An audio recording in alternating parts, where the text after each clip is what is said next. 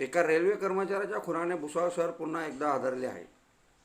शहरातील मध्य रेल्वेच्या जलशुद्धीकरण केंद्रात कर्तव्य बजावत असताना 58 वर्षीय प्रसाद यशवंत कुलकर्णी या रेल्वे कर्मचाऱ्याची निर्घृण हत्या करण्यात आली आहे.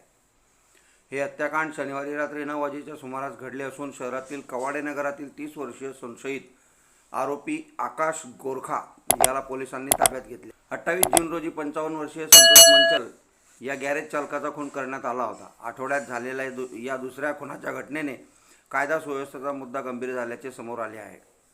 पोलीस सूत्रांच्या माहितीनुसार प्रसाद कुलकर्णी हे शनिवारी रात्री 4:12 या शिफ्टमध्ये कर्तव्यावर होते.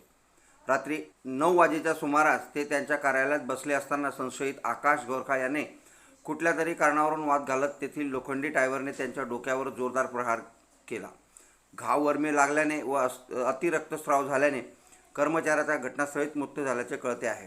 Bureau report Mahanews 19 Bhusawal.